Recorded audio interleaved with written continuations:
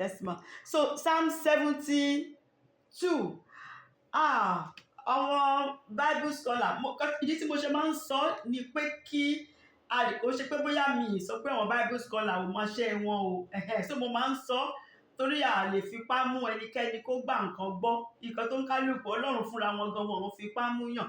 Àwọn Bible scholar kan, àwọn kan sọ wípé Dávìdì ló kọ. Àwọn kan sọ wípé Solomon fúnra ẹ̀ pé òun ló kọ. Ṣùgbọ́n èmi fẹ́ approach ẹ̀ pẹ̀lú wípé Dávìdì ló kọ. Pé Dávìdì ló kọ. Ó dẹ̀ fi gba àdúrà fún Solomon ọmọ ẹ̀ ni. Ó fi gbàdúrà fún Solomon ni. Èmi ò rí wípé Solomon ló kọ. Torí ńgbà tẹ́ bá wo the last verse yẹn, mo like àti máa bi Holy Spirit ní nǹkan ju ti pé kí n dì láìlè rí nǹkan táwọn ọ̀jọ̀gbọ́n tán sọ, torí Holy Spirit lòun ló kọ Bible. So ní verse 20 yẹn a máa rí pé ó sọ wípé àdúrà Dávìdì ọmọ Jésè parí. So ibi táwọn ti wá rí wípé Solomon ló kọ yẹn, èmi ò rí yẹn. But àti pé Solomon ló kọ àti pé Dávìdì ni lè tó bá wọn kálukú ló lè gbàgbọ́. But fún Bible study tiwa tí orí òkè Síónì lẹ́yìn, a máa wò pé Dávìdì òun ló kọ Psalm 72. Torí Dávìdì fi gba àdúrà, ó fi gbà fún Solomon. Tọ́lọ́run ti ṣèlérí fún wípé ó máa fi ọmọ rẹ̀, ó máa fi sórí oyè ní Ísírẹ́lì. Pé kò dẹ̀ ní sígbà kankan tí kò ní sí ọmọ Dávìdì lórí oyè. Ìlérí májẹ̀mú wà láàrin Ọlọ́run àti Dávìdì. So Ọlọ́run ti mọ̀ pé Solomon ló máa jẹ ọba nínú àwọn ọmọ òun. So sáàmù náà ó wá bẹ̀rẹ̀ pẹ̀lú àdúrà fún Solomon. Ṣùgbọ́n Psalm 72, even though Solomon ló ń gbàdúrà fún, àdúrà tí Dávìdì gbà fún Solomon bẹ́ẹ̀, a rí pé èèyàn lásán kò lè ṣerú nǹkan tí Dávìdì fi gba àdúrà fún Solomon. Solomon try o lára ẹ̀ o.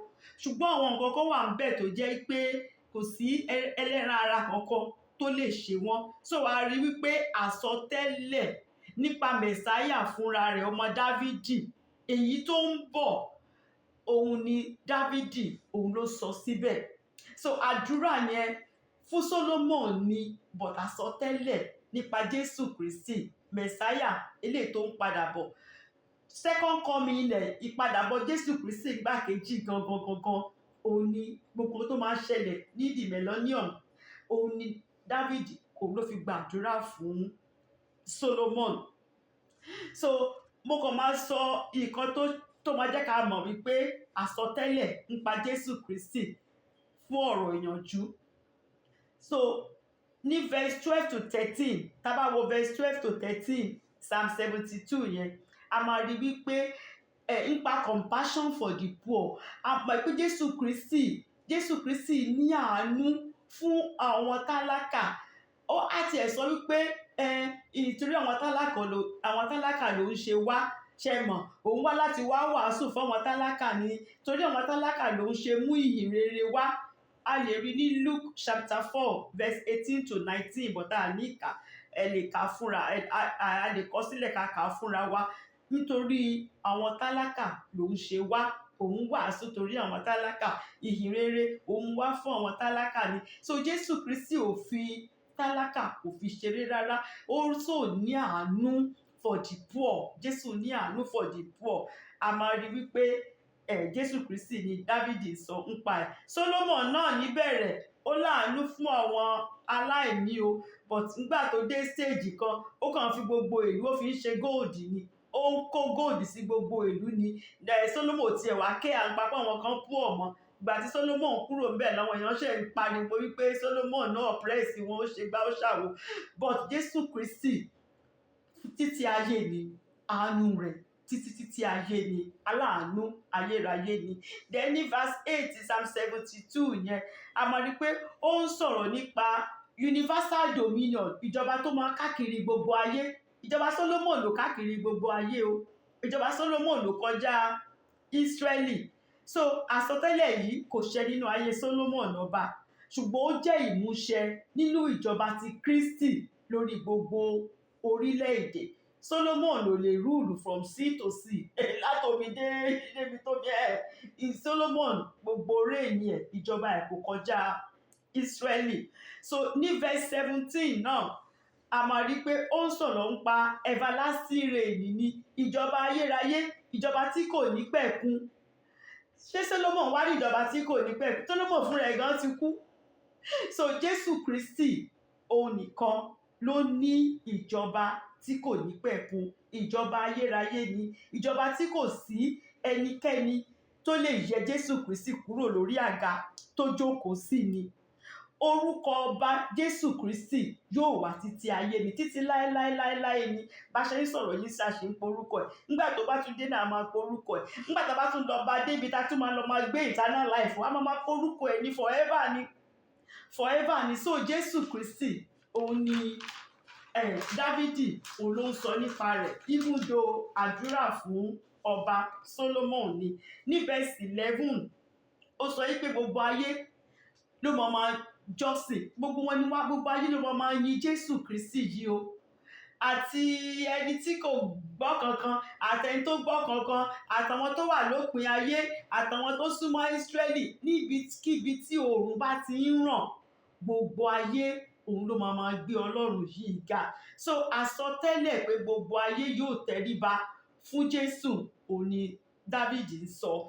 Gbogbo orílẹ̀-èdè ló máa sìn ín. Ẹ máa rí pé àwọn ọba amòye tán tiẹ̀ lọ fún ní ẹ̀bùn, tán lọ ṣe gbogbo ẹ̀ Dávidi fi gbàdúrà fún Solomon. Àwọn tó lọ láti east tán lọ fún ní ẹ̀bùn tán ṣe gbogbo ẹ̀ ní Dávidi ti gbàdúrà fún Solomon. So sáàmù yẹn ó fi gbàdúrà fún Solomon ni, ṣùgbọ́n àsọtẹ́lẹ̀ nípa Mẹ̀sáyà èyí tó ń bọ̀, second coming ló tiẹ̀ wá ń sọ, kò ṣe pé wíwá àkọ́kọ́. Jésù máa wá lákọ̀ọ́kọ́, but second nígbà tó bá ń padà bọ̀ láti wá ṣèjọba, láti wá jókòó sórí ìtẹ́ bàbá rẹ̀ Dávidi, nǹkan tó máa ṣẹlẹ̀ àkókò àlàáfíà ni, tí kò ní sí dààmú, tí kò ní sí àìsàn, tí kò ní sí rònú, tí kò ní sí pé wọ́n gbẹ̀mí fáláre, tí ara á tu gbogbo ènìyàn, tí gbogbo nǹkan á máa dùn. Àkókò náà ni Dávidi òun ló ń sọ ní Psalm 72.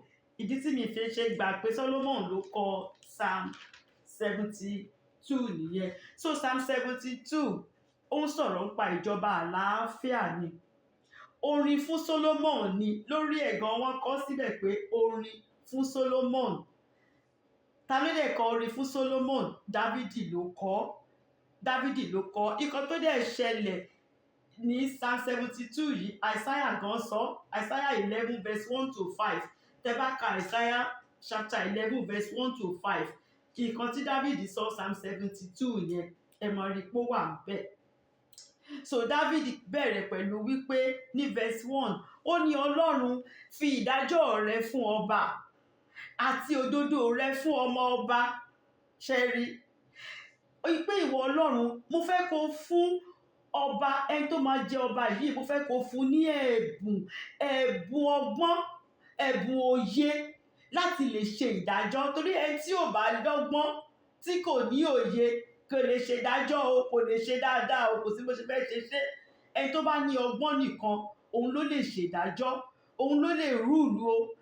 So Amẹ́ríkà àti àwọn UK, nǹkan Psalm 72 yìí la máa ń lò fún àwọn olórí wọn. Òun la máa fi ń gbàdúrà fún àwọn olórí nígbà tí wọ́n bá fẹ́ jẹ president, jẹ olórí, ipe so that wọ́n á lè ṣe dáadáa. Nǹkan tọ́lọ́run fẹ́ kí olórí kó máa ṣe, òun ló wà ní Psalm 72. Táwọn olórí bá ń tẹ̀lé nǹkan tọ́lọ́run sọ pé kán ṣe Psalm 72, àlàáfíà wà ní lórí gbogbo orílẹ̀-èdè o. Àlàáfíà wà. Àwa fúnra wa gan tájọ́ mọ́ Ọlọ́run, tá bá ń ṣe nǹkan tọ́lọ́run sọ, tí Dávidi sọ Psalm 72, níbi tá bá wà, ìyàtọ̀ gan á wà. Ìyàtọ̀ àwọn èèyàn mọ̀ pé lóòótọ́ àwọn ọmọ Ọlọ́run lélẹ̀. Even nínú ìjọ Ọlọ́run, tó bá jẹ́ pé àwọn nǹkan tí Dávidi sọ pé olórí láti máa ṣe, táwọn olórí ń ṣe nínú ìjọ Ọlọ́run, Sátánì ò ní ráyè wọlé nínú ìjọ Ọlọ́run. Àlàáfíà wà, gbogbo nǹkan á máa lọ dáadáa. So Dávidi bẹ̀bẹ̀, ó ń bi Ọlọ́run ní pé Olúwa fi ìdájọ́ rẹ fún ọba, ọmọ tó máa jọba yìí, Solomon yìí, fún ní ẹ̀bùn ọgbọ́n, ẹ̀bùn òye láti lè ṣe ìjọba. Fún ọmọ ọba fún ní ọgbọ́n. First King, ìwé ọba kìíní orí 3 ẹsẹ̀ 9. First King chapter 3 verse 9. Nítorí pé bàbá rẹ̀ ti kọ sílẹ̀ wípé kọ́lọ́run, ó ti bẹ̀bẹ̀ pé kí Ọlọ́run kó fún ọba Solomon, kó fún ní ẹ̀bùn òye. Solomon fúnra ẹ̀ gan, ó wá ṣe ìrúbọ sọ́lọ́run. Nígbà tí Ọlọ́run sì máa bi Solomon pé kí ni Solomon fẹ́, Solomon sọ wípé òun fẹ́ kọ́lọ́run fún òun ní ọkàn ìmòye. Ọgbọ́n yìí náà ló béèrè. Tí bàbá ẹ̀ ti sọ fún, ó dẹ̀ fi gba àdúrà fún ni. So Solomon wá ń bi Ọlọ́run wípé ọgbọ́n yìí lòun nílò, ọgbọ́n láti lè ṣe ìdájọ́ àwọn ènìyàn Ọlọ́run. Pé kò sẹ́ni tó lè ṣe ìdájọ́ àwọn èèyàn Ọlọ́run tí ò bá lọ́gbọ́n. Ẹni tí ò bá ní wisdom, wọ́n lọ́mọ ẹ̀ yìí wọ́n ní kò mọ̀ gbọ́n. Ó ní pé kò sí ẹ̀rí tí ò bá ti kú, kí ló ń pààyàn bí àìgbọ́n. So ọgbọ́n yẹn gangan òun ni kọ́kọ́rọ́, is the key. Orí Solomon ṣe béèrè lọ́wọ́ Ọlọ́run wípé Olúwa, ọkàn ìmòye fún ìránṣẹ́ rẹ láti ṣe ìdájọ́ àwọn ènìyàn rẹ, láti mọ ìyàtọ̀ rere àti ti búburú. So àdúrà tí Dávìdì tó gbà fún Solomon nìyẹn. Ó dẹ̀ wá Jeremiah 23 verse 5. Jeremiah 23 verse 5. Ó ní sáà wò ó ní ọjọ́ ń bọ̀ ní Olúwa wí, tí èmi yóò gbé ẹ̀ka òdodo sókè fún Dávìdì, yóò sì jẹ ọba, yóò sì ṣe rere, yóò sì ṣe ìdájọ́ àti òdodo ní ilẹ̀ náà. Jésù Kristi ni Jeremiah ń sọ ń pa rẹ̀. Ṣùgbọ́n àdúrà ni Dávìdì ṣe gbà fún Solomon wípé ẹ̀ka òdodo yìí o, Solomon, ọgbọ́n kọ́lọ́run fi fún ọ kó lè fi ṣe ìdájọ́ fún àwọn èèyàn Ọlọ́run. Torí tí ò bá sí ọgbọ́n ní verse 1, verse 2 ò lè ṣẹlẹ̀. So verse 1 tí Dávìdì fi béèrè fún ìdájọ́ fún ọba àti òdodo rẹ̀ fún ọmọ ọba, nígbà yẹn ni verse 2 ṣẹlẹ̀. Torí verse 2 ó sọ wípé ìgbà tó bá rí ọgbọ́n yìí látọ̀dọ̀ Ọlọ́run, òun ló máa lè fi òdodo ṣe ìdájọ́ àwọn ènìyàn Ọlọ́run o. Òun ló máa jẹ́ kó lè fi ẹ̀tọ́ ṣe ìdájọ́ àwọn tálákà rẹ̀. Ẹ wo àpẹẹrẹ ẹjọ́ tí Solomon kọ́kọ́ dá. Àwọn obìnrin méjì tí wọ́n jọ wà nínú ilé, aṣẹ́wó làwọn méjèèjì o. Wọ́n dẹ̀ jọ lọ́mọ, ìkan ní ọmọ kan, ìkejì ní ọmọ kan. First King chapter 3 tí mo sọ yìí náà ní story yẹn wà. Ẹ lè kà later from 16 to 28. Àwọn méjì yẹn wọ́n jọ ní ọmọ kọ̀ọ̀kan ni o, ṣùgbọ́n lóru, ṣe mọ̀ pé tí Sátánì bá fẹ́ ṣe iṣẹ́ ẹ̀ lóru ni.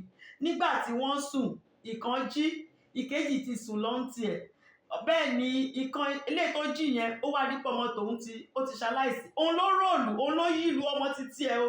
Kò kì í ṣe kejì ẹ̀ fún ara ẹ̀ ló yí ìlú ọmọ títí ẹ̀ tọ́mọ tí ẹ̀ fi kú o. Nígbà tó wá rí pé ọmọ tòun ti kú, àwọn ọmọ ìdẹ̀rẹ̀ kéékèèké wọ́n ṣẹ̀ bí wọn ni.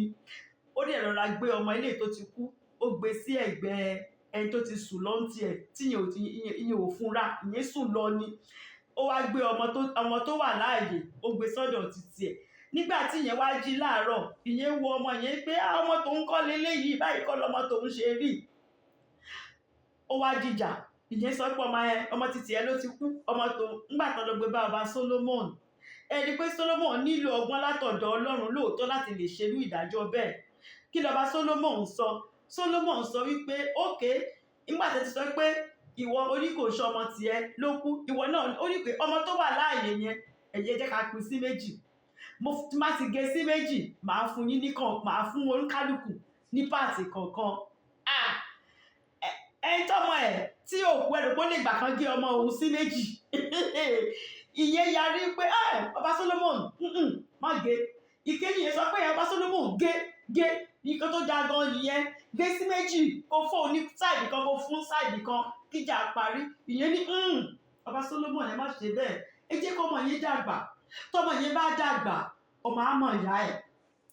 Ẹ fi ọmọ yẹn sílẹ̀ kó dàgbà. Solomon wá sọ pé ẹ gbọ́mọ fún obìnrin yẹn, ẹ tó lọ́mọ nìyẹn. Ẹ rí pé ọgbọ́n èèyàn lásán kò lè ṣerú nǹkan bẹ́ẹ̀ yẹn. Torí Dávìdì mọ̀ nǹkan tó là kọjá ńgbà tó wà lórí oyè. òun ló ṣe bẹ̀bẹ̀ bó ṣe bẹ ọlọ́run wípé ọlọ́run bá mi fún ọmọ tó ti ṣèlérí pé òun ló máa jẹ ọba lẹ́yìn mi yìí, bá mi fún ní ọgbọ́n.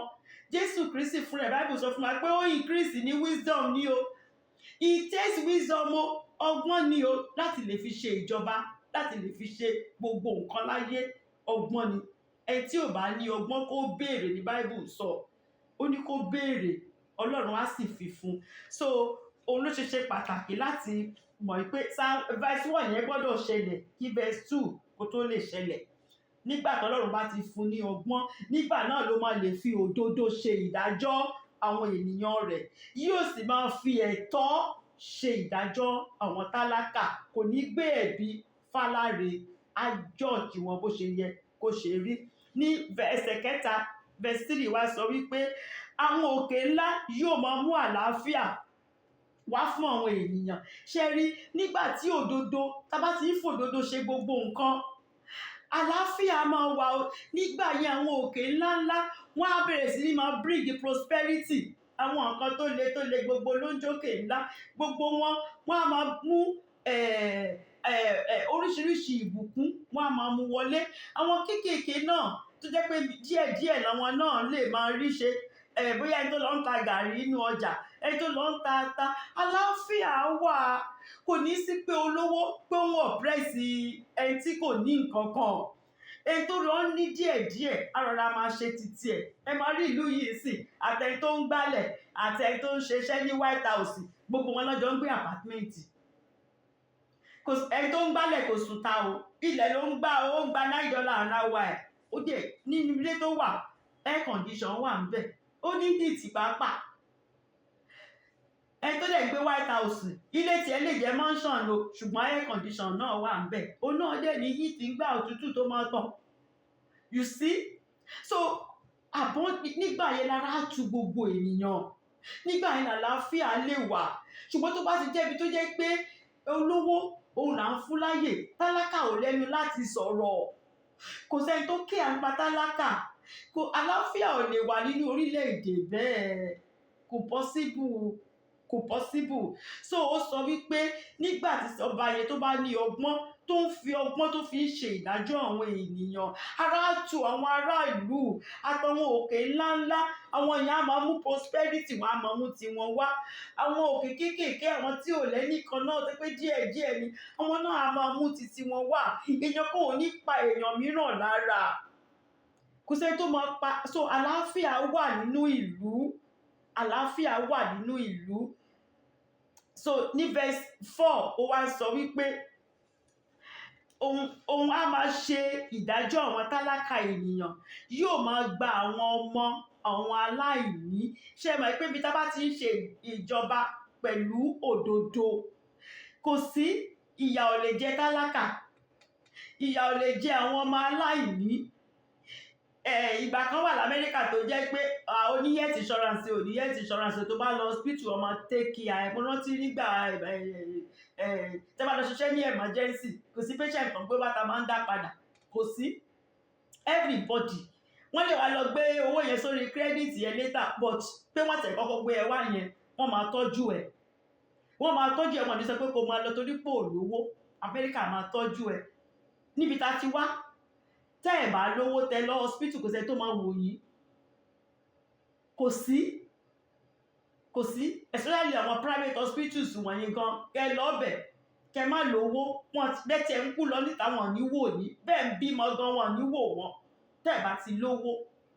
So nǹkan tí Dáfídì ṣe ń gbàdúrà fún ọsẹ Ọlọ́run sí Solomon nìyẹn, wípé so that a lè ṣe ìdájọ́ àwọn tálákà ènìyàn, á dẹ̀ lè gba àwọn ọmọ aláìní, àwọn tí ò ní bàbá tí ò ní ìyá, á gbà wọ́n. Kò ní jẹ́ kí àwọn aninilára kí wọ́n ya wọ́n pẹ́rẹpẹ̀rẹ, kò ní gbà. Tó náà kan wà tó yẹ pé wọ́n kórìíra àwọn aláìní. Ẹni kan tó ń ṣẹlẹ̀ l'Amẹ́ríkà ń sìn, tẹ́ pé they don't care. But níbẹ̀rẹ̀ Amẹ́ríkà ò rí bẹ́ẹ̀. America was founded on Christ. Lórí principle Psalm 72 l'Amẹ́ríkà àti UK òun náà fi ṣe ìjọba, òun náà fi bẹ̀rẹ̀. 72 yìí náà ni òun ni. But nísìnyìí ẹni bó ṣe ń rí. So ó ní David ṣe ń gbàdúrà fún Solomon wípé tí Solomon bá ní ọgbọ́n, tọ́lọ́run bá báwọn fún ní ẹ̀bùn ọgbọ́n yìí, á lè máa ṣe ìdájọ́ àwọn tálákà ènìyàn, yóò máa gba àwọn ọmọ àwọn aláìní, yóò sì fa aninilára àwọn tó ń ni wọ́n lára, ó máa ṣèdájọ́ wọn ni. Tẹ́ bá fìyà jẹ aláìní, Solomon á dì pẹ̀lú yín. Ó dẹ̀ ṣe bẹ́ẹ̀ lóòótọ́. Solomon ṣe bẹ́ẹ̀ nígbà tó ṣe bẹ̀rẹ̀ lóòótọ́. Tẹ́ bá fìyà jẹ aláìní, ẹni tó bá fìyà, Solomon máa dì pẹ̀lú wọn ni. Ìlú yìí náà bó ṣe rí tẹ́lẹ̀ nìyẹn. Tẹ́ bá lọ take advantage of it, America will deal with you. You won't get away with it. Ọkọ lásán gan tó bá na ìyàwó, ọlọ́pàá wá gbé. Pé a sọ fún pọ́kọ ò ní right láti na ìyàwó. Ìkan tí bó ṣe yẹ kó ṣe rí ní ìlú nìyẹn. Nígbà yẹn àlàáfíà wà, kò ní sí pé èèyàn kankan ń bẹ̀rù èèyàn kankan, pé èèyàn kan lè àwọn alágbára kan lè ṣe báyìí, kò ní sírú ẹ̀. So ìdí tí David ṣe ń gba àdúrà fún Solomon yẹn. Ní verse 5 ó ní pé wọ́n sì máa bẹ̀rù rẹ̀ níwọ̀n bí oòrùn àti òṣùpá yóò ti pẹ́ tó láti ìrandíran. Ṣé bá rí pé eléyìí sí Solomon ló lè ṣe léyìí. Verse 5 yẹn, lóòótọ́ wọ́n bẹ̀rù ọba Solomon o, nítorí Solomon ní ọgbọ́n, ó ní ọgbọ́n ní gidi. Ṣùgbọ́n nígbà tí Solomon ti kú, ìjọba Solomon ó parí. Ṣùgbọ́n ọba tí David wá ń sọ̀rọ̀ ń pa èyí, ó ní pé gbogbo èèyàn ló máa bẹ̀rù rẹ̀ o. Ó ní níwọ̀n gbà bí oòrùn àti òṣùpá yóò ṣe pẹ́ tó. Ṣé mọ̀ pé oòrùn àti òṣùpá ó máa wà títí tí Jésù Kristi á fi dé ni, kò níbi kankan tó ń lọ. So everlasting, long grace, láti ìran dé ìran, generation sí generation, òní David wá ń sọ. Ṣé rí pé Solomon ò lè ṣe generation ìran kan sí ìran mìíràn. So la ṣe ń sọ wípé àsọtẹ́lẹ̀ nípa Jésù Kristi, òun ni ọba Dávìdì, òun ló ń sọ pé gbogbo èèyàn, gbogbo orílẹ̀-èdè òun ló máa bẹ̀rù rẹ̀ níwọ̀n ìgbà bí oòrùn àti òṣùpá yóò ti pẹ́ tó láti ìran dé ìran, from generation to generation. Òun ni ní verse 6 ó wá sọ wípé òun ó rọ̀ sí ilẹ̀ bí òjò sí orí koríko ìtẹ̀mọ́lẹ̀. Abundance, gbogbo pé ìka pọ̀ ní rẹpẹtẹ. Ọlọ́run ọba tí David sọ̀rọ̀ ń pa èyí, ọba yìí ó máa rọ̀ òjò sí ilẹ̀ bí ó máa rọ̀, á rọ̀ ní òfun ara rẹ̀ bí òjò sí orí koríko ìtẹ̀mọ́lẹ̀. Ṣé o mọ̀ pé koríko tó bá ti gé, ẹnì tó bá ṣẹ̀wá ṣe lọ́run yín sí, tó bá gé tó ń ṣe tójò bá rọ̀ sí, ẹ mọ̀ bó ṣe máa grow tó máa green tó máa wùyàn yẹn. David sọ pé bó ṣe máa rí nìyẹn. Wípé ọba tó ń fi òdodo tó fi ń ṣe ìdájọ́, ọba tó pé gbogbo nǹkan ẹ̀ òdodo ni, tíyà ò jẹ tálákà, tíyà ò jẹ àwọn tó wà ní erékùṣù àbí kí ló ṣe ń pè ó, tẹ́ pé gbogbo wa la ní access sí gbogbo nǹkan tá a fẹ́. Ó ní ó máa rí bíi pé ó ń rọ̀ òjò sílẹ̀ sórí koríko tí wọ́n ti gé, kò ń ṣe wíìdì o, koríko tí wọ́n ti gé dáadáa, ó wá rọ̀ òjò sí, gbogbo ẹ̀ á wá grow, á wá máa wùyàn, á wá green. Ó ní bí ọ̀wọ́ òjò tí ó rin ilẹ̀ òjò yẹn tó máa rin ilẹ̀ ní o. Tójò bá rin ilẹ̀, téèyàn bá gbìn nǹkan, ẹ mọ̀ bó ṣe máa rí. Gbogbo nǹkan yẹn ló máa jáde, ló máa so èso dáadáa, tó máa wùyàn, tó máa green. So òun yóò sọ̀kalẹ̀ wẹ́rẹ́ bí èjì òjò lórí pápá, bí ẹ̀kan òjò ọ̀rọ̀ bójò ṣe máa ń rọ̀ sórí ilẹ̀ tútù tí ó máa jinlẹ̀ dáadáa, bẹ́ẹ̀ lọ́ba yìí, bẹ́ẹ̀ ló ṣe máa ṣe. A dẹ̀ mọ̀ pé Solomon ló lágbára láti ṣe yẹn. So Jésù Kristi òun nìkan, òun ló lè ṣerú ẹ̀. And second coming ẹ̀ nígbà tó bá dé, nǹkan tó máa ṣe nìyẹn. So ní verse 7 ó wá sọ wípé ó ní lí ọjọ́ rẹ̀, ẹ máa gbọ́ o, ó ní lí ọjọ́ rẹ̀ ní àwọn olódodo yóò gbalẹ̀. Olódodo gbalẹ̀ nígbà tí Solomon fún rẹ̀ gan, ìgbà tó yá nǹkan fún rẹ̀, ó lọ ń jójó ní yàrá òrìṣà ni o. Àwọn ìyàwó ẹ̀, oríṣiríṣi òrìṣà làwọn ìyàwó ẹ̀ kó wá. Solomon lọ ń jójó fún àwọn òrìṣà wọn ni o, at a stage. Ṣé nígbà tó bá fún rẹ̀ gan ń jójó fún òrìṣà, ṣé olódodo á wá gbalẹ̀ nígbà yẹn ni? So olódodo gbalẹ̀ nígbà tí Solomon. Ṣùgbọ́n nígbà tí Jésù Kristi ní ìpadàbọ̀ rẹ̀ yìí gbogbo olódodo ló máa wá gbalẹ̀ torí olódodo nìkan ló máa lè dúró ẹni tí ò ń ṣe olódodo kò lè méèkì ẹ o kò lè sí lára gbogbo ẹni tó máa bá Jésù Kristi jọba. So David sọ pé ní Melania rẹ̀ yẹn ló ń sọ̀rọ̀ nípa second coming Jésù yẹn pé ní ọjọ́ rẹ̀ ni àwọn olódodo yóò balẹ̀ àti ọ̀pọ̀lọpọ̀ àlàáfíà níwọ̀n bí òṣùpá yóò ti pẹ́ tó as long as bí òṣùpá yẹn tó bá ṣe wà bẹ́ẹ̀ olódodo ló máa gbalẹ̀ nígbà tí Jésù Kristi bá jókòó sórí ìtẹ́ bàbá rẹ̀ Dávidi olódodo ló máa gbalẹ̀ tí ò ṣe olódodo kò lè bá wa pé so ní verse 8 wá sọ pé òun ó sì jọba láti òkun dé òkun ìyẹn pé end of the títí gbogbo àgbáyé ló ń jẹ́ bẹ́ẹ̀ láti òkun dé òkun àti láti odò títí dé òpin ayé láti Solomon ló jọba dé òpin ayé so Jésù Kristi òun ló máa wá nígbà tó bá dé second coming rẹ̀ òun ló máa jẹ ọba láti òkun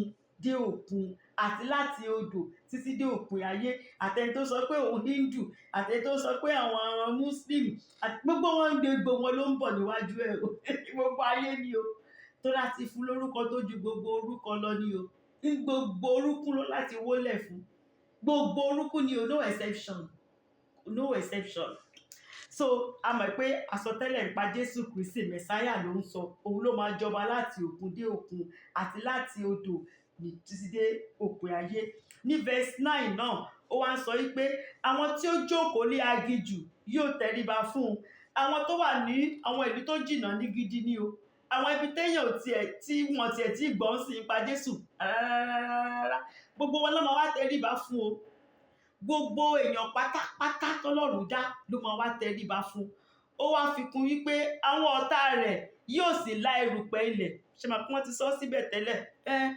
Sátánì ṣe mọ̀ pé erùpẹ̀ ilẹ̀ Ọlọ́run ti ṣèdájọ́ ẹ̀ pé ìwọ Sátánì o erùpẹ̀ ilẹ̀ ló máa jẹ́ oúnjẹ rẹ so nǹkan tí Dáfídì sọ ni pé gbogbo ẹni tí kò bá ti gba Jésù Kristi ọba tó ń bọ̀ yìí ọba tá à ń sọ ń pa èyí gbogbo ẹni tí ò bá ti gba ọ̀tá rẹ̀ ni wọ́n dẹ̀ máa lá erùpẹ̀ ilẹ̀ ni Ọlọ́run ṣe ìdájọ́ Sátánì ní pé erùpẹ̀ ilẹ̀ ló máa jẹ́ Genesis nǹkan tí Dáfídì ń rí fáàsì nìyẹn so Dáfídì kàn sọ àsọtẹ́lẹ̀ ó ń gbàdúrà fún Solomon lọ́kàn ara ẹ̀ níbo tó kàn ẹ̀mí mímọ́ ó gba ẹnu ẹ̀ sọ̀rọ̀ ó dẹ̀ prophesy ó kàn sọ àsọtẹ́lẹ̀ ní ṣe pé prophet náà ni Dáfídì ó kàn sọ àsọtẹ́lẹ̀ ni so ní verse 10 ló wá sọ wípé ó ní àwọn ọba Táṣì àti àwọn erékùṣù yóò mú ọrẹ wá àwọn Tarshish western part irú gbogbo àwọn side America gbogbo àwọn iná ń pè ní west gbogbo àwọn west ó ní wọ́n máa mú gbogbo wọn lọ́ máa wá àwọn erékùṣù àwọn east ibi táwọn ọba Tarshish àti erékùṣù gbogbo àwọn west nìyẹn àwọn Sheba àti Saba àwọn yẹn ní east ibẹ̀ làwọn ọba amòye àwọn mẹ́ta tí wọ́n lọ fún Jésù Kristi ní ẹ̀bùn ibẹ̀ làwọn yẹn ibẹ̀ ni wọ́n ti lọ ẹ̀rí road America ń play ní Israel nísìn nítorí pé a ti kọ́ wípé this western world àwọn eléyìí àwọn náà ló máa ṣàánú fún Israeli gbogbo nǹkan tó wà ní Bible náà ló ń ṣẹlẹ̀ gbogbo ẹ̀ ló ti wà lákọọ́lẹ̀ so ní verse 10 David sọ pé àwọn ọba Tarshish àti àwọn erékùṣù láti west nìyẹn gbogbo wọn ni wọ́n á mú ọrẹ wá fún ọba tá à ń sọ̀rọ̀ nípa rẹ̀ yìí àwọn ọba Sheba àti ti Saba náà ti east gbogbo wọn náà ni wọ́n á mú ẹ̀bùn fún ọba tá à ń sọ̀rọ̀ nípa rẹ̀ yìí Jésù Kristi sì ni lóòótọ́ o ọba Sheba wá o ó wá fún Solomon ní ẹ̀bùn o kò ṣe pé kò wá obìnrin yẹn wá ọ̀ṣà rántí pé queen yẹn wá ńgbà tán bọ́rọ̀ ní ọba Solomon pé irú ọgbọ́n tọba Solomon ní kò sẹ́ni tó ní irú ọgbọ́n bẹ́ẹ̀ irú ọgbọ́n tí bàbá rẹ̀ gbàdúrà pé kọ́lọ́run fún un nìyẹn so ńgbà tó dẹ̀ lo ọgbọ́n yẹn lóòótọ́ àwọn ọba wá lóòótọ́ bí Dáfídì ṣe gbàdúrà fún ọmọ rẹ̀ àwọn náà wá láti wá fún Solomon láti wá fún ní ẹ̀bùn then verse 11 ó wá sọ pé ó ní nítòótọ́ gbogbo àwọn ọba ni yóò wólẹ̀ níwájú rẹ̀ ṣẹ̀rí bẹ́ẹ̀ yẹn ṣé gbogbo ọba wólẹ̀ níwájú Dáfídì níwájú Solomon ni? Rárá o. Ṣùgbọ́n ọba tí Dáfídì sọ̀rọ̀ ń pa rẹ̀ yìí, gbogbo àwọn ọba òní yóò máa wólẹ̀ níwájú rẹ̀ o. Ọba tó ń gbà bẹ̀tẹ́lẹ̀ àbí ọba tó ń gba ìdọ̀bálẹ̀ ọba òní Jésù Kristi.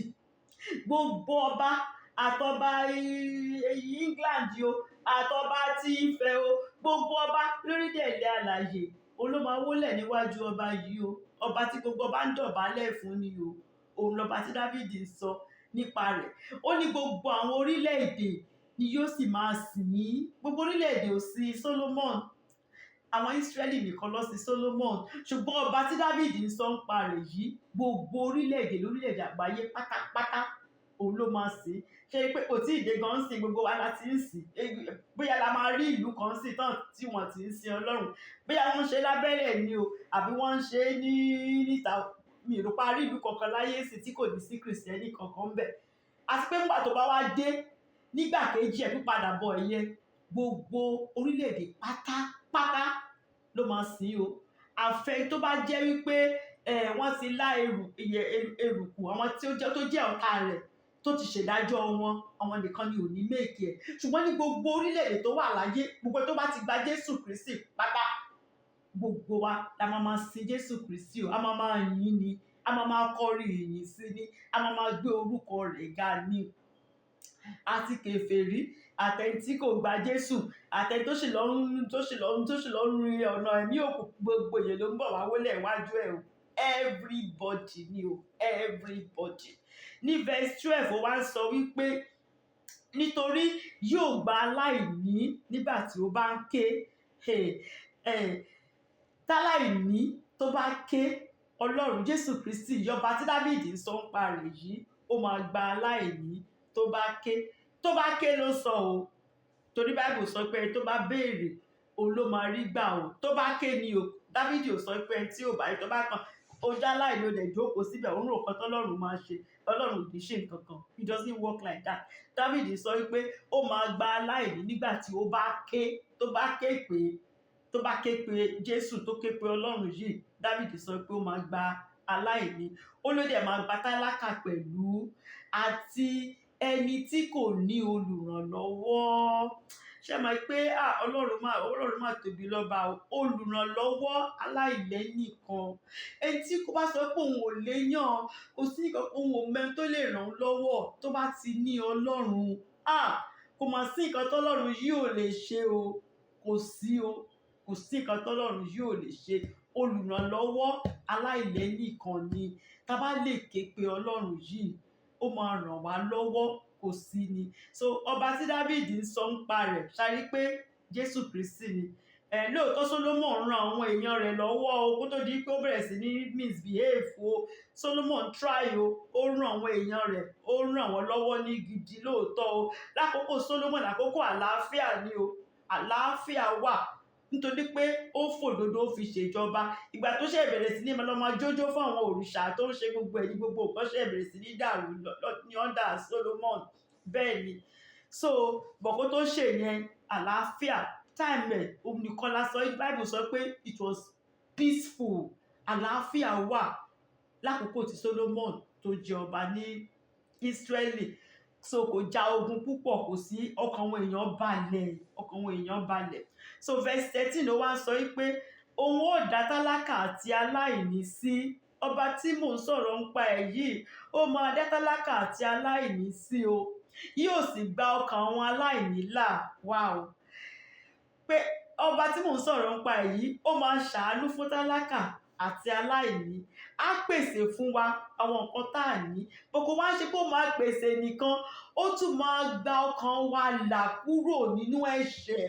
Ó máa gba ọkàn wa là kúrò nínú ìdájọ́. Ó máa tún save wa ló ń jẹ́ bẹ́ẹ̀. Solomon ò lè save èèyàn kankan.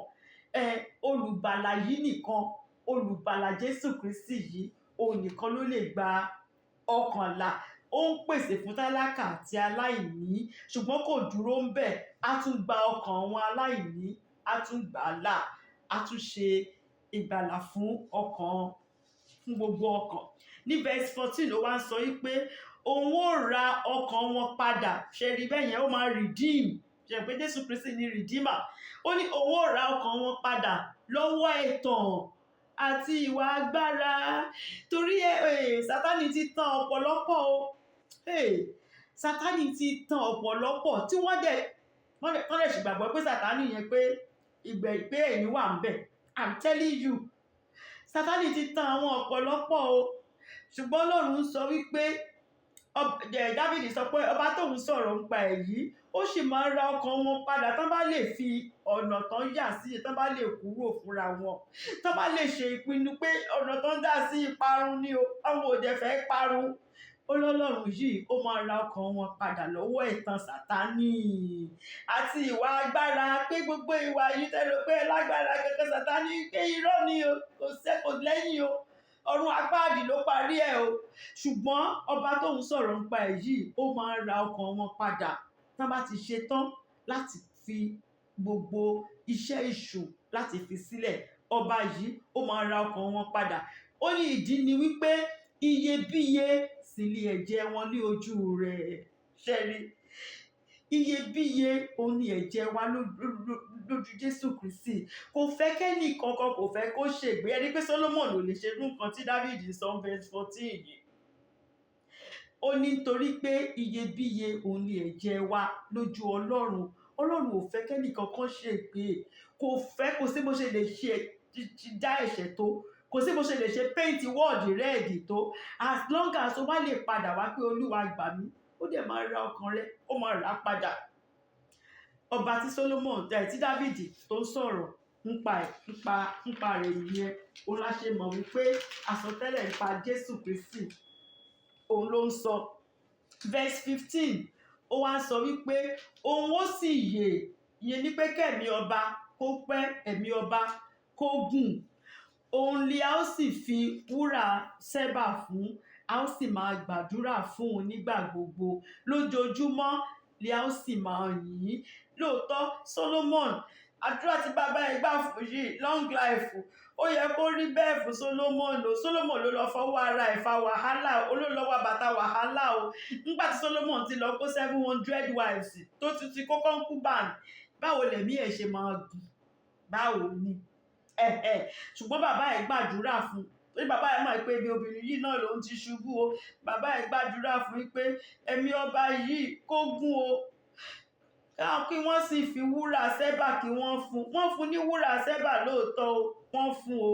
Àwọn Israẹli dẹ̀ ń gbàdúrà fún, wọ́n máa ń gbàdúrà fún nígbà gbogbo ni. Especially nígbà tó ti ẹ̀kọ́ tẹ́ḿpìlì yẹn lójoojúmọ́ làwọn èèyàn, àwọn Júù gan sì máa ń gbàdúrà fún títí dè ní tán bá ṣe rántí tẹ́ḿpìlì, tán bá kọjú sí pílà tó gbé sí tẹ́ḿpìlì, wọ́n sì máa ń rántí Solomon.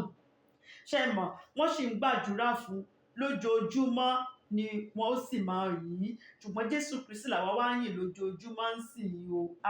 Jésù Kristi làwa wá yìn, kò wá ń ṣe Solomon làwa yìn mọ́. Verse 16 ó wá sọ wípé ìkúnwọ́ ọkà ni yóò máa wà lórí ilẹ̀, lórí àwọn òkè ńlá ni. Ṣé mọ̀ pé ńgbà tí ibi tí òdodo bá ti wà, bàbá ẹ̀ sọ pé gbogbo nǹkan tó ń fi gbàdúrà fún Solomon yìí tó bá rí bẹ́ẹ̀ lórí Solomon, tí Solomon fún rẹ̀ gan-an tó gan jẹ́ kádúrà gbà lórí òun, ó ní ìkúnwọ́ ọkà òun ló máa wà lórí ilẹ̀. Abundant ló ń jẹ́ bẹ́ẹ̀. Ìbùkún báwo ló ṣe máa ń sọ Yorùbá, àgbàrá ìbùkún, wípé òun ló máa wà lórí ilẹ̀ yẹn, lórí àwọn òkè ńlá àtòkè kéékèèké kan, gbogbo wọn ló máa kó, ló máa mú ìbùkún jáde. Gbogbo nǹkan á pọ̀. Ó dẹ̀ rí bẹ́ẹ̀ nígbà Solomon lóòótọ́ o. Ìkúnwọ́ ọkà ó wà lórí ilẹ̀ ní rẹpẹtẹ ni lákòókò Solomon. In fact, ó sọ̀pọ̀ débi pé Solomon kàn sọ wọ́n di gold ni. Ìlú mẹ́ta ni Solomon ló fi kó gold sí. Ìlú mẹ́ta ló ti gold mọ́.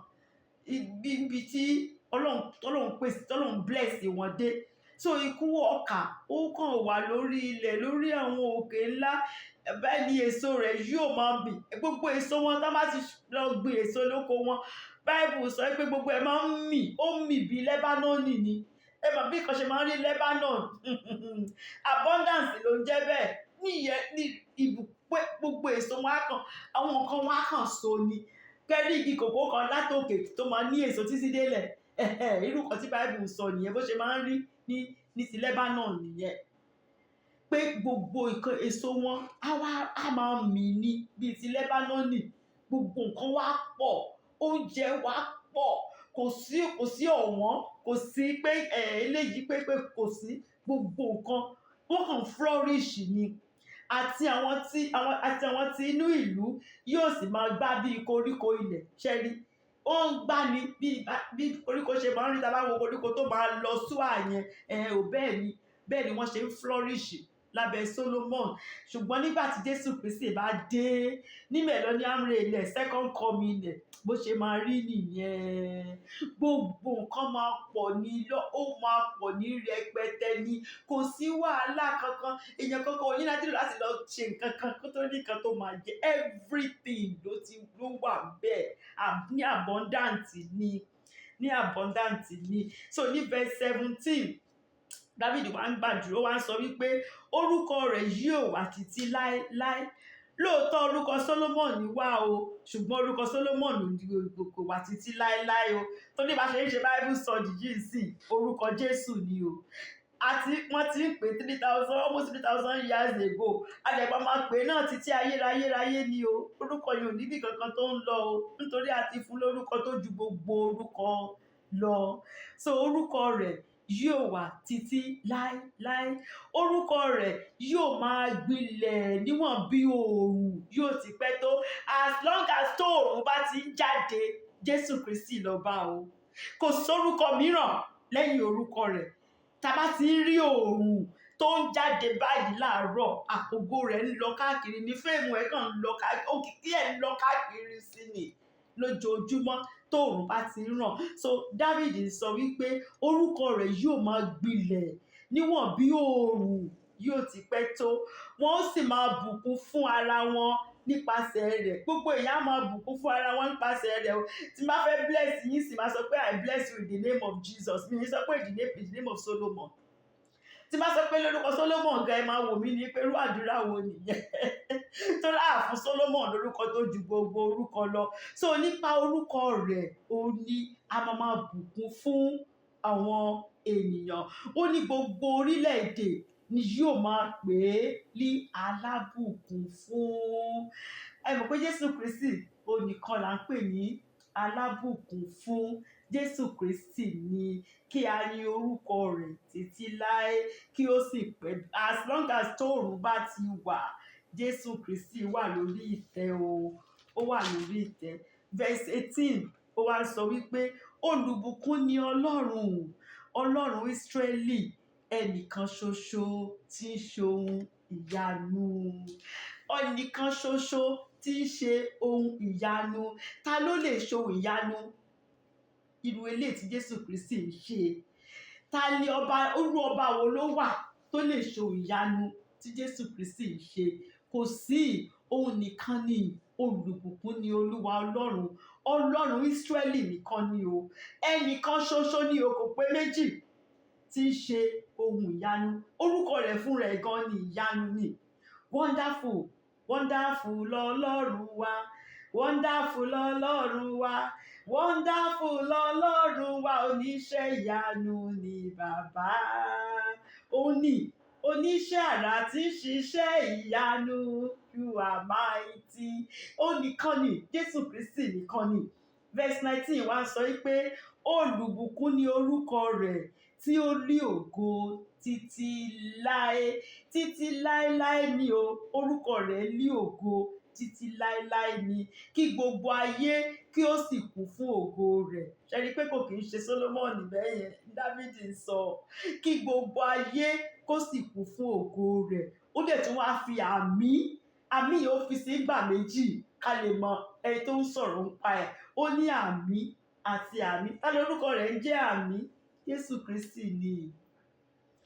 Ó ní Jésù Kristi, ó ní by revelation pè ní amen. The one whose name is amen ni. Ó ní àmì ògo ni fún orúkọ Olúwa. Verse 20 ó wá parí ẹ̀ pẹ̀lú wípé àdúrà Dáfídì ọmọ Jésè ó parí. Ṣé rí pé ìdí tí mo ṣe sọ wípé Dáfídì ló kọ́ tó gba àdúrà fún Solomon pé Solomon kọ́ ló kọ́ láti gbàdúrà fún ara rẹ̀. Solomon kọ́ ló prophesy. Solomon lóòótọ́ òun náà sọ àsọtẹ́lẹ̀ nípa Jésù ṣùgbọ́n ní Psalm 72 yìí Dávìdì àdúrà tó gbà fún Solomon, àdúrà yìí dẹ̀ ni wọ́n gbà fún Solomon lórí yìí ni wọ́n kọ fúngbà tó di ọba ní Ísírẹ́lì. Àwọn Júù Psalm 72 yìí òun ni wọ́n fi kọ orin fún ní coronation nígbà tán dé ọba Solomon tán dé ní adé. Ìyìn ọlá ògo ni fún ọ, agbára àti ipá jẹ́ tirẹ̀. Ẹgbẹ̀rún àwọn kò tó yìn ọ́, àwọlẹ̀ àjúbà rẹ̀. Olúwa júbà rẹ lórí òkè Síónì o. Olùbùkún ni ọ́ Olúwa, Ọlọ́run Ísírẹ́lì, ẹnìkan ṣoṣo tí ń ṣohun ìyanu. A mọ rírì rẹ̀, a gbé ọ̀gá lórí òkè Síónì. A fi ọpẹ́, a fi ìyìn, a fi ògo, a fi fún ọ ní orúkọ Jésù. Ẹ jẹ́ kí n conclude pẹ̀lú ìpadàbọ̀ Jésù Kristi bí olè lóru ni o. Ó padà bọ̀, yóò padà dé o. Ó padà bọ̀, olùdájọ́ òdodo. Kò sẹ́ni tó lè dí lọ́wọ́ o. A ti kọ̀wé rẹ̀ kó ń padà bọ̀. Dávìdì ti kọ kíní kí Jésù tó dé lákọ̀ọ́kọ́ o. Ó ti kọ́ǹsì, ó ti ju ìfà nígbà tí Dávìdì kọ́ 1000 years kó tó di pé Jésù ń dé ni o. Ẹgbẹ̀rún ọdún Jésù ń dẹ̀ dé, Jésù ń lọ. Ó dẹ̀ tún kọ́ nǹkan tí Jésù máa tún ṣe nígbà tó bá padà wá nígbà kejì. Ìpadàbọ̀ Jésù Kristi Dávìdì ti kọ sílẹ̀. Ẹ wo iye ọdún tó ti kọ sílẹ̀. Ó máa ṣẹlẹ̀ o. Kò sẹ́ni tó lè yí padà o. Ṣùgbọ́n nígbà tó bá dé nígbà kejì, ó ń bọ̀ wá ṣèdájọ́ ayé ni o. Ó ń bọ̀ wá ṣèdájọ́ ni o. Kò ń ṣe gbogbo èèyàn ló máa bá gbé o. Ó dẹ̀ ti kọ sílẹ̀ orú ẹni tó ń bọ̀ wá bá o. Irú ìjọ tó ń padà bọ̀ láti wá bá, ó ti kọ sílẹ̀ o. Kò dẹ̀ kì í fipá múyàn, torí tó bá fipá mú wa ó di dímọ̀ nìyẹn. Ó fún wa, ó ní mo fi síwájú ẹ, I put before you ní ìyè àti ikú fún ara ẹ mú kan. Ìwọ fúnra ẹni kò yàn o. Ọlọ́run ò kì í fipá múyàn, kò yàn fún yàn. Tó ló dá wa ní àwòrán ara rẹ̀ ni. So ó fún wa ní oore ọ̀fẹ́ yẹn fúnra èèyàn. Jòhánù chapter 14, Jòhánù orí kẹrìnlá ẹsẹ̀ ìkẹta, John 14 verse 3 ó sọ wípé bí mo bá sì lọ pèsè àyè sílẹ̀ fún yín, èmi ó tún padà wá, èmi ó sì mú yín lọ sọ́dọ̀ èmi tìkára mi, pé níbi tí èmi gbé wà kí ẹ̀yin lè wà níbí pẹ̀lú. Wow, what a wonderful promise. Ìlérí tó dùn tó lágbára ni. Jésù sọ pé mò ń lọ, ṣùgbọ́n mo fẹ́ lọ pèsè àyè sílẹ̀ fún yín ni, pé níbi tèmi fúnra mi gangan wà, níbi tí ò ti sẹ́kù, tí ò sí òṣè, tí kò sí òṣì, tí kò sí ìyà, tí kò sí ìnínilára. Ó ní mo fẹ́ kẹ́ wá bá mi gbé bẹ́ẹ̀. Ṣùgbọ́n condition wà o. Condition wà o. John 3 verse 36. Jòhánù kẹta ẹsẹ̀ ìkẹrìndínlógójì. Ó ní ẹni tí ó bá gba ọmọ gbọ́, òun ló máa ní ìyè nípẹ̀kun o. Ẹni tí kò bá sì gba ọmọ gbọ́, Jésù Kristi ló ń jẹ́ ọmọ o. Ẹni tí kò bá sì gba ọmọ Ọlọ́run gbọ́ kò lè rí ìyè nípẹ̀kun o, ṣùgbọ́n ìbínú Ọlọ́run ń bẹ lórí rẹ̀. Ó ní Dávìdì ṣe sọ pé àwọn ọ̀tá rẹ̀ ó ní wọ́n á lá erùkù. Ó tún sọ fún wa Psalm 72 pé àwọn ọ̀tá rẹ̀ gbogbo èèyàn ló máa wá dúró níwájú rẹ̀ o, ṣùgbọ́n àwọn ọ̀tá rẹ̀, ìyẹn ni pé àwọn tí ò gbà ní Olúwa àti olùgbàlà wọn, Dávìdì sọ pé wọ́n máa lá erùkù ni o, wọ́n máa jẹ yẹ̀pẹ̀ ni o. Ìdájọ́ tọ́lọ́run ti ṣe fún Sátánì láti ìbẹ̀rẹ̀, òun náà ló máa jẹ́ ìdájọ́ títí wọn o. Nǹkan tó tẹ́ríbù ni o. Báwo ni wọ́n ṣe máa jẹ yẹ̀pẹ̀? Ẹ̀rí pé nǹkan tó tẹ́ríbù ni. Ṣùgbọ́n orí ọ̀fẹ́ wà. Oníkálùkù ló máa fún rẹ̀ sọ pé báyìí ni mo fẹ́. Jésù sọ pé mo lọ pèsè àyè fún yín. Tí ò bá rí bẹ́ẹ̀, ó ní mi ní sọ fún yín. Ó ní ṣùgbọ́n mo lọ pèsè àyè fún yín, pé ibi tèmi fúnra mi gangan wà, èmi ọmọ ológo, mo fẹ́ kẹ́ wà ń bẹ̀ pẹ̀lú mi. Ó wá kù sí ẹ lọ́wọ́. Ǹjẹ́ o ṣe tán láti gba Jésù Kristi sínú ayé rẹ̀? Pé òun lọ church àbí ẹ sínú church. kò sí nǹkan tó ń jẹ́ bẹ́ẹ̀ o. ẹ wo ẹ Jésù, bàbá mi pásítọ̀, ìyá mi pásítọ̀, nínú church làbí mi sí, kò sí nǹkan tó ń jẹ́ bẹ́ẹ̀. Gbogbo ayé mi mo fi ṣiṣẹ́ fún ẹni o. Ẹni tó gba Jésù Kristi ní Olúwa àti olùgbàlà rẹ̀, tó tẹ̀lé Jésù Kristi títí dópin, ó nìkan la ó gbàlà o. Ó nìkan ni o. Kò sí pé mo ṣe sáìdì, it doesn't work like that o. Ọ̀nà yẹn tó rọ́ ni o, ẹsẹ̀ ògbèjì ni o. Very few ni Bible sọ pé ó máa rí ọ̀nà yẹn, pé àwọn tó máa rí pé wọ́n ò pọ̀. So ẹni tó bá gba Jésù Kristi ní Olúwa àti olùgbàlà rẹ̀, tó sì rọra tó ń tẹ̀lé Jésù Kristi, tó ń rọra ń tẹ̀lé àgbélébù yẹn, tí kò wo ọ̀tún, tí kò wo òsì, òun ló máa bá Jésù Kristi jọba o. Bóyá o dẹ̀ ti tẹ́lẹ̀ o ti gba Jésù Kristi sínú ayé rẹ, ṣùgbọ́n nígbà mìíràn èèyàn mí ẹ̀tàn ni o, wọ́n tàn wọ́n wọnú ibi tí ò yẹ kán lọ ni o. Ẹ̀tàn ni o. Irú àwọn ọ̀rẹ́ tó lọ bá ṣe, wọ́n dẹ̀ fọgbọ́n tàn ẹ̀ tán fi mú ẹ lọ síbi tí ìwọ fún rẹ gan mọ̀ pé kò wù ẹ́ lọ́tọ̀ọ̀kan ẹ̀. Wọ́n tàn ẹ́ débẹ̀ ni. Ogbó kan tí David sọ, David ní ó máa tún rà ọ́ padà. David ní á tún rà ọ́ padà. So padà wá, ó máa gbé ẹrù yìí, ó máa gbé kúrò lórí rẹ̀. Ó ti fọ́ ìdè Sátánì, ó ti ṣẹ́gun Sátánì tipẹ́tipẹ́ nípa ẹ̀jẹ̀ rẹ̀, ó láti fi ṣẹ́gun Sátánì. Ó ti ṣẹ́gun o. Padà wá, á fi ẹ̀jẹ̀ yẹn á fi wẹ̀ ọ́ mọ́, á sì tún gbà ọ́ padà. Á gbà ọ́ padà. Àbí pé ìwọ ò tiẹ̀ tí ìgbà Jésù ti ọkàn ṣì ń paint the world red ni, ó kàn ṣe gbogbo ẹ̀ ní gbogbo sẹ́ni tó máa mú ẹ, ó ń ṣe pé kò sẹ́yìn kankan tó lè mú mi. Mo mọ̀ nǹkan tí mò ń ṣe, mo máa yí ní padà. Ọ̀run àpáàdì ló ń parí ẹ̀. Hellfire ni. Ṣùgbọ́n lórí òkè Síónì, ó wù wá kí gbogbo wa ká jọ méèkì ẹ̀, ká jọ ríra lọ́jọ́ náà, ká má ṣe eléyìí lásán. Bóyá wọ́n ti ẹ̀rọ ẹ wá ni, but nígbà tó jẹ́ débí wọ́n gan fún rẹ̀ kó sọ pé iṣẹ́ tẹ rán mi, èmi ò ṣerú ẹ̀ mọ́, èmi fẹ́ gba Jésù yìí. Èmi náà lọ́jọ́ ìkẹyìn, èmi náà fẹ́ bá Jésù Kristi, mo fẹ́ bá jọba. Èmi ò fẹ́ lọ síbi tó ti ń pa yín keke, èmi ò fẹ́ lọ sínú iná, èmi fẹ́ gba Jésù yìí ń tèmi. Oore ọ̀fẹ́ yẹn wà fún ọ lénìí. Tó bá ṣe tán tó rẹ́dì àti gba Jésù Kristi, jẹ́ ká jọ gba àdúrà wípé Olúwa, mo máa rà mí gẹ́gẹ́ bí ẹlẹ́ṣẹ̀ nítorí tèmi ló ṣe kú ikú oró lórí igi àgbélébù. Dárí gbogbo ẹ̀ṣẹ̀ mi jì mí.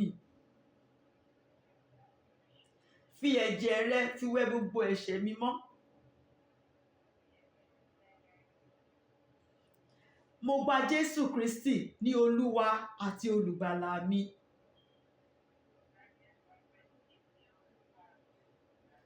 Èmi náà fẹ́ bá ọ jíǹde bó ṣe jíǹde lọ́jọ́ kẹta.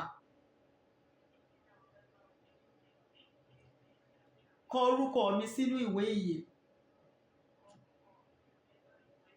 Ẹ tó bá dẹ̀ sọ lóòótọ́, tó fẹnu ara ẹ̀ sọ, tó sì gbà nínú ọkàn rẹ̀, kì í ṣe pé kéèyàn kàn fẹnu sọ lásán, tó gbà nínú ọkàn rẹ̀, tó dẹ̀ fi ayé àti èṣù tó fi sílẹ̀ pátápátá, tó gbé àgbélébùú ẹ̀ tó dẹ̀ rọra ń tẹ̀lé Jésù lẹ́yìn, tí kò wo ọ̀tún, tí kò wo òsì.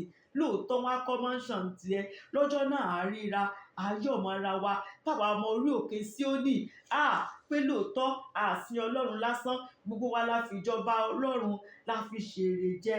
Lọ́jọ́ náà á kíra wa káàbọ̀ lórúkọ Jésù.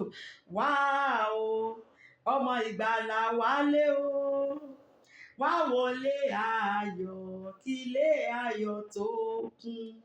Wá o, ọmọ ìgbàlà wáyé o, wá wọlé ayọ̀, kílé ayọ̀ tó kún. Jésù tóun áńgẹ́lì ló ń pè ọ́ kíkan, ọ̀la lépẹ̀jù fún ọ, ọmọ ìgbàlà wálé o. Wá o, ọmọ ìgbàlà wálé o, wá wọlé ayọ̀, kílé ayọ̀ tó kún. Thank you, Lord Jesus. God bless you all in Jesus' name.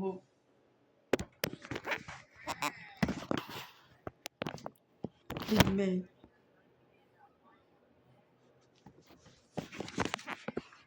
Amen.